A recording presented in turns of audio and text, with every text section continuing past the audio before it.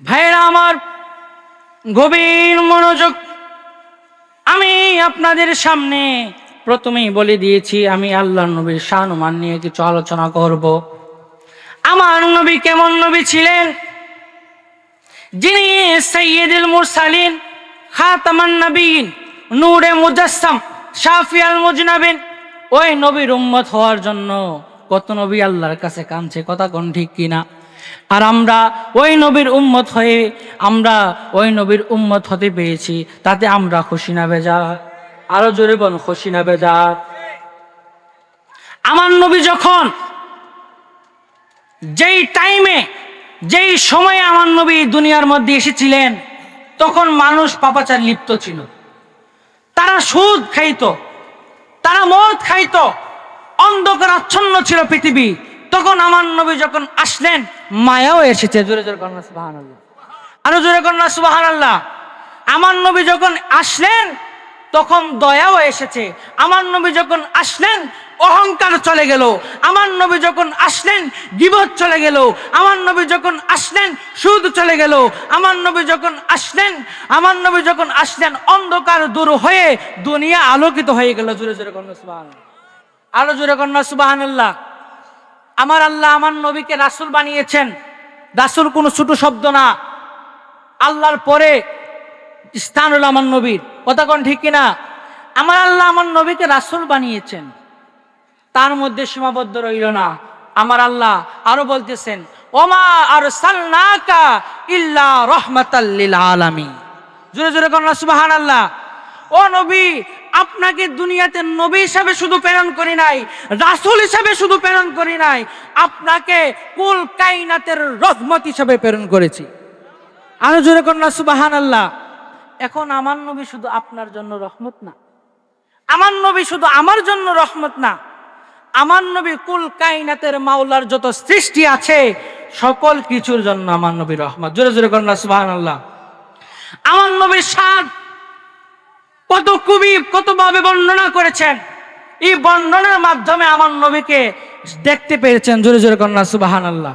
আমার আলা হযরত কি বলতেছেন, सरता बकदम है तन सुल्तान जमन फूल लबे फूल दहन फूल जकन फूल बदन फूल अल्लाह जो मिल जाए मेरे गुल का पसीना मांगे ना कभी इत्र ना पे चाहे दुल्हन फूल। सुबहानाल्लाह।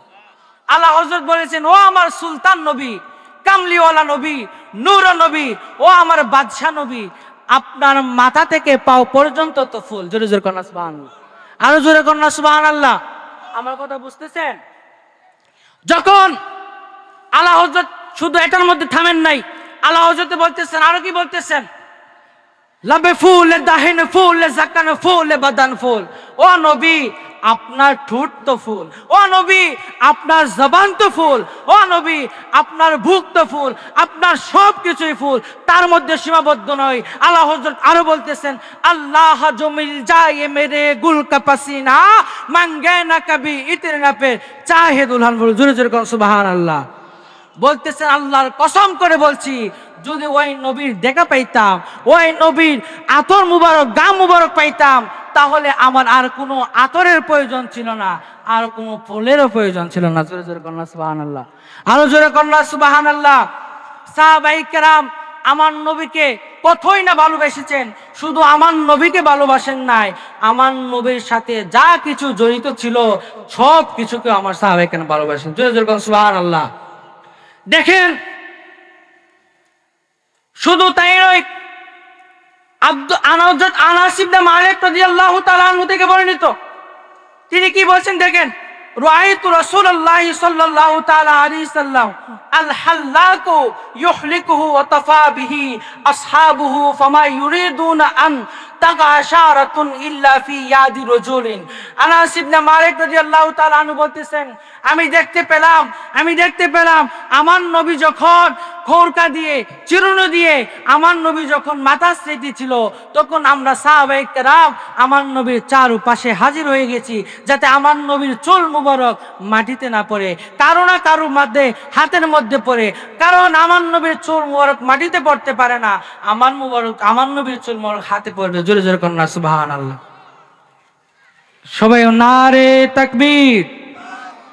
নারে রিসালাত, নারে গাউসিয়া, চেয়ারম্যানের আগমন। আর জোরে বলা, চেয়ারম্যানের আগমন। তখন সাহাবায়ে কেরাম দুই হাত তুলে নবীর সামনে দাঁড়িয়ে, দুই হাত তুলে নবীর সামনে রেখে দিলেন, যাতে নবীর চুল মুবারক মাটিতে না পড়ে, যাতে নবীর চুল মুবারক সাহাবায়ে কেরামদের কারো না কারো হাতের মধ্যে পড়ে। জোরে জোরে কন্যা সুবহানাল্লাহ, আরো জোরে কন্যা সুবহানাল্লাহ। শুধু তাই নয়, হযরত উসমান ইবনে আব্দুল্লাহ রাদিয়াল্লাহু তাআলা আনহু থেকে বর্ণিত, তিনি বলেন, আমি আমার স্ত্রী এক পেয়ালা পানি দিয়ে হযরত সালমা রাদিয়াল্লাহু তাআলা আনহুর কাছে পাঠালেন, কারণ উনার কাছে আমার নবীজির চুল মুবারক ছিল। জোরে জোরে কন্যা সুবহানাল্লাহ। কেন পাঠালেন? যখন মানুষ রোগ আক্রান্ত হতো, যখন মানুষ বিপদে পড়তো, কোন রোগে আক্রান্ত হতো, তখন আমার নবীর চুল মুবারকের পানি, আমার নবীর চুল মুবারকের পানি, এই পানির মধ্যে আমার নবীর চুল মুবারক লাড়া দিয়ে এই পানি যে পান করেছে, সাথে সাথে তার রোগ ভালো হয়ে গেছে। জোরে জোরে কন্যা, আরো জোরে কন্যা সুবহানাল্লাহ। যখন পানি নিয়ে পাঠালেন, তখন তিনি বলতেছেন, فأخرجت من شعر رسول الله صلى الله تعالى عليه وسلم وكانت تمسكه في جلجول من فضة فجلجول من فضة فأقدته له فشارب منه। যখন চুল মুবারক নিয়ে পাঠালেন, তখন উনি চুল মুবারক রূপার নলকের মধ্যে সংরক্ষণ রাখতেন। তখন এই চুল মুবারক বের করে পানির মধ্যে সুবা দিয়ে সেই চুল মুবারকের পানি দিয়ে দিতেন, আর যে পানি পান করেছে তার রোগ সুখ সব ভালো হয়ে গেছে। জোরে জোরে করেন না সুবহানাল্লাহ, আরো জোরে বলেন না সুবহানাল্লাহ। তাহলে আমার নবীর চুল মুবারকের পাওয়ার আছে কি নাই? আরো জোরে বলেন, আছে কি নাই? আমার নবী যখন আমার উম্মতকে বলে, উম্মত তোমরা আমার উম্মত হয়েছো, মাওলার কাছে ইব্রাহিম নবী ফরিয়াদ করেন, দোয়া করেন, ও আল্লাহ আমার উম্মতের মধ্যে তো দুইটা ভাগ হবে, একজন জান্নাতে যাবে আরেকজন জাহান্নামে যাবে। ও আল্লাহ জান্নাতি লোক আমাকে দিয়ে দাও, আর জাহান্নামের লোক আপনারাই নিয়ে নিন। আর আমার নবী সরকারে কায়নাত সৈয়দুল মুরসালিন খাতামান নবীন মাওলার কাছে দোয়া করে, মাওলা আমার উম্মতের মধ্যে তো কেউ জান্নাতে যাবে, কেউ জাহান্নামে যাবে। ও আল্লাহ জান্নাতি লোক আপনি নিয়ে নেন, জান্নাতি দিয়ে আমার কাম নাই, তারা তো জান্নাতে এমনিতেই যাবে, কিন্তু জাহান্নামে যে যাবে, যেই উম্মত আমার উম্মত গুনাহ করেছে, যেই উম্মত যে গুনার জন্য জাহান্নামে যাবে, সেই উম্মত গুলাকে আমাকে দিয়ে দেন। জোরে জোরে কন্যা সুবহানাল্লাহ। আমার নবী আমার নবী এমন নবী ছিলেন, আমার নবী উম্মতের জন্য কত কষ্ট করে দিয়েছেন। যখন দুনিয়াতে নবী ছিলেন তখন শুধু উম্মতি উম্মতি বলে।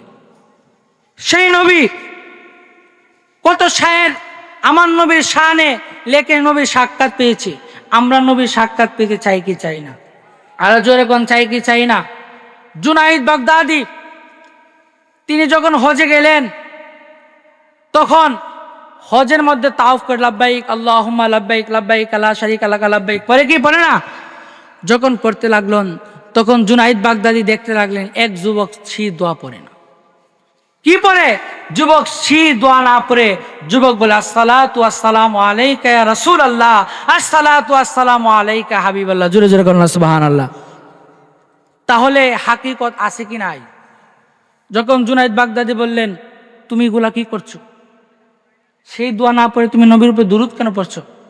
যখন এই রূপটা বলতেছে, হুজুর সেটার একটা হাকিকত আছে। জোরে জোরে করুন সুবহানাল্লাহ, আর জোরে করুন সুবহানাল্লাহ। কি আছে? একটা হাকিকত আছে। তখন বলে হাকিকত কি? যখন যুবক ডাক দা বলে, হুজুর আমি যখন আমার বাবার সাথে হজে আসলাম, তখন হঠাৎ করে আমার বাবা ইন্তিকাল করেন। তবে আমার বাবা দুনিয়ার মধ্যে অনেক দান সদকা করেছেন, দুনিয়ার মধ্যে অনেক মানুষকে খাওয়াইয়েছেন, নামাজ পড়েছেন, রোজা রেখেছেন, ইবাদত বন্দেগী করেছেন। কিন্তু আমার বাবা যখন ইন্তিকাল করেন, তখন আমি একা হয়ে গেলাম। তখন আমি ভাবতে লাগলাম, আমি কি করব? আমার বাবার জানাজার ব্যবস্থা করতে হবে, দাফন কাফনের ব্যবস্থা করতে হবে, এবং কবরে তো লাশ শোয়াইতে হবে। কথা কোন ঠিক কিনা? তখন উনি যখন চিন্তা করতে লাগলেন, তখন উনি ভাবতে লাগলেন কি করবে।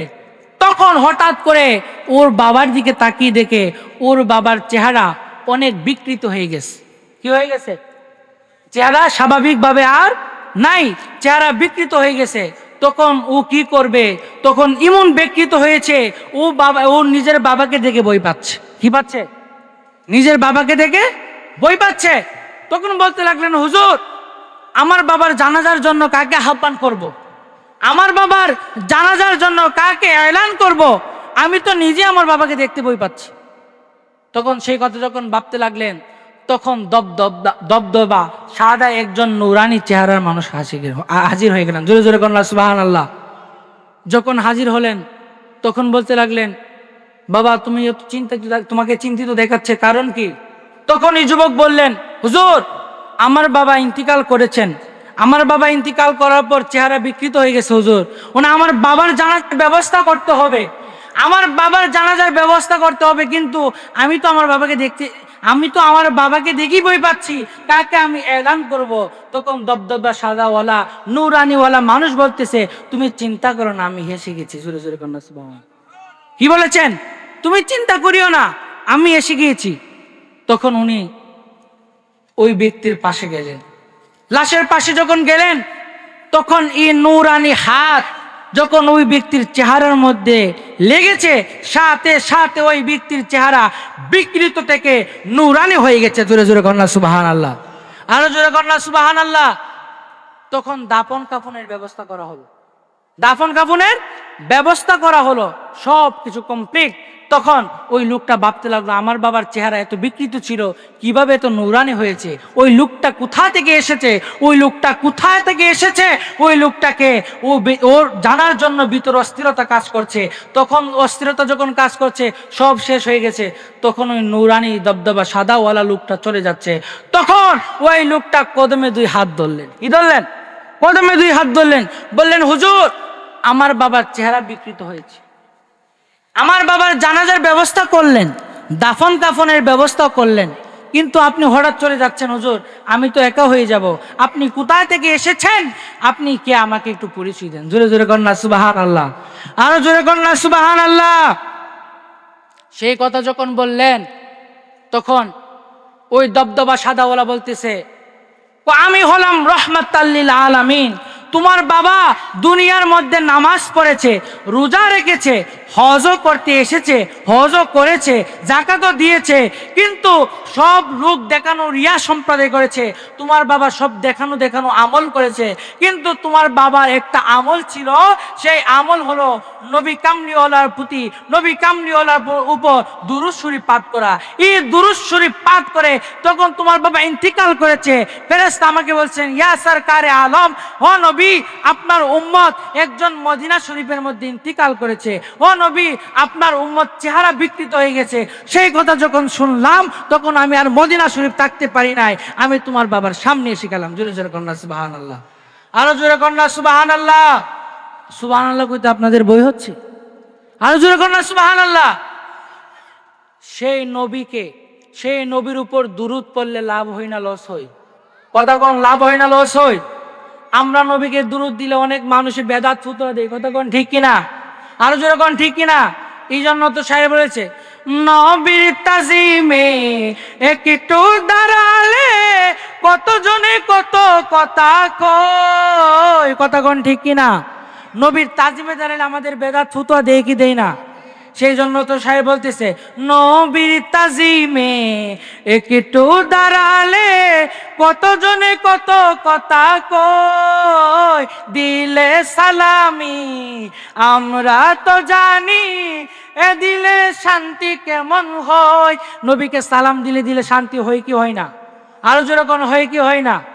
চায়ের জন্য বাবা নবীকে সালাম দিতে হবে, নবীকে ডাকতে হবে, নবীর প্রেমে পড়তে হবে। আর যে প্রেমে পড়েছে সেই তো বুঝে প্রেমের কি মজা। কথা কোন ঠিক কিনা? আরো জোরে কোন ঠিক কিনা? তখন এই লোকটা বাইজিদ জুনাইদ বাগদাদি বলতেছে, হুজুর, সেই কারণে আমার বাবার যখন চেহারা বিকৃত হয়ে গেছে, তখন দেখতে পেলাম এই চেহারা বিকৃত হওয়া আর আমার নবীর উপর দুরূদ পরে যদি এই চেহারা নূরানি হয়, তাহলে আমিও আমার নবীকে বারবার দেখতে চাই এবং নবীর উপর দুরূদ পাঠ করতে চাই। জোরে জোরে কন্যা সুবহানাল্লাহ, আরো জোরে কন্যা সুবহানাল্লাহ। তাহলে আমাদের নবীকে ভালোবাসতে হবে কি হবে না? আরো জোরে কোন হবে কি হবে না? এই নবীর চুল মুবারক, নবীর উপর দুরূদ পাঠ করা। সেইভাবে বল্ক শহরের মধ্যে একজন সওদাগর ছিল, বল্ক শহরের মধ্যে একজন রাজা ছিল, সেও নবীর উপর দুরূদ পাঠ করত। জোরে জোরে কন্যা সুবহানাল্লাহ, আরো জোরে কন্যা সুবহানাল্লাহ। যখন সে দুরূদ পাঠ করত, নবীকে খুব মহাব্বত করত, তখন হঠাৎ করে তিনি ইন্তিকাল করেন। কি করেন? আরো জোরে কোন কি করেন?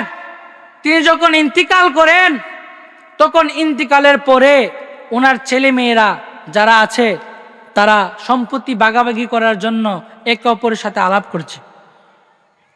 আমাদের সমাজের মধ্যে তো এই নিয়মই আছে, কতক্ষণ ঠিক কিনা? যখন বাবা মারা যায় তখন সম্পত্তি ছেলে মেয়েরা পায়, কতক্ষণ ঠিক কিনা? যখন এই সম্পত্তি ভাগাভাগি করবে, তখন শুধু তার সম্পত্তি ছিল না, নবীর উপর যেভাবে মহাব্বত ছিল, তার কাছে আমার নবীর 3 কানা চুল মুবারক ছিল। জোরে জোরে কন্যা সুবহানাল্লাহ। তখন উনি যখন ইন্তিকাল করেন, তখন ইন্তিকালের পরে জায়গা জমি বন্ডক হচ্ছে, ধন সম্পত্তি বন্ডক হচ্ছে।